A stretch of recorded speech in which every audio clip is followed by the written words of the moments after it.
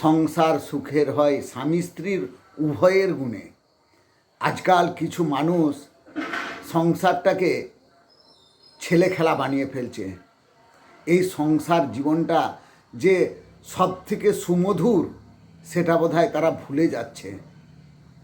সংসার ধর্ম সব থেকে বড় ধর্ম।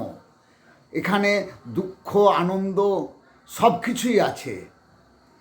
তাই সংসারটাকে ভালো করে করার জন্য টাকা লাগে, টাকা ছাড়া চলে না।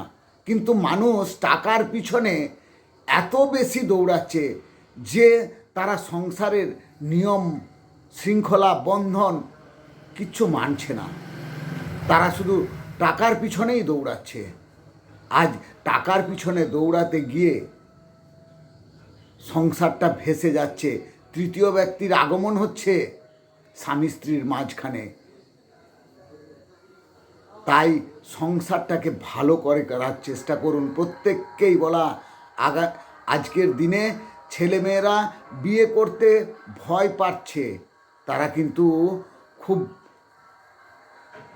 চিন্তায় তার জীবনে কেমন মেয়ে আসবে আর মেয়ের জীবনে কেমন ছেলে আসবে, এই চিন্তায় তারা কিন্তু বিয়ে করতে পারছে না।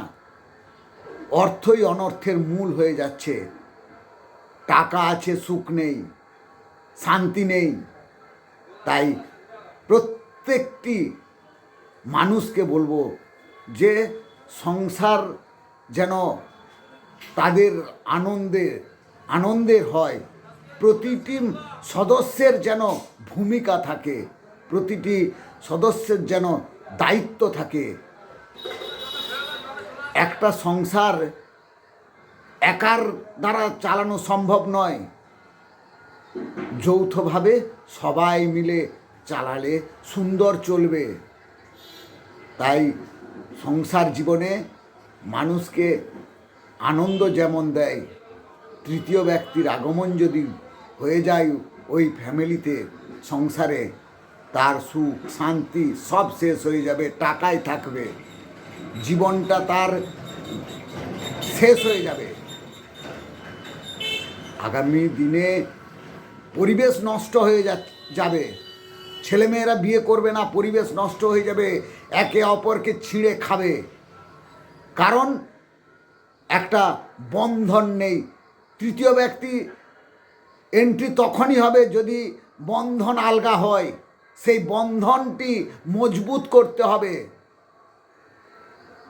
তাই সংসার সুখের হয় স্বামী স্ত্রীর উভয়ের গুণে।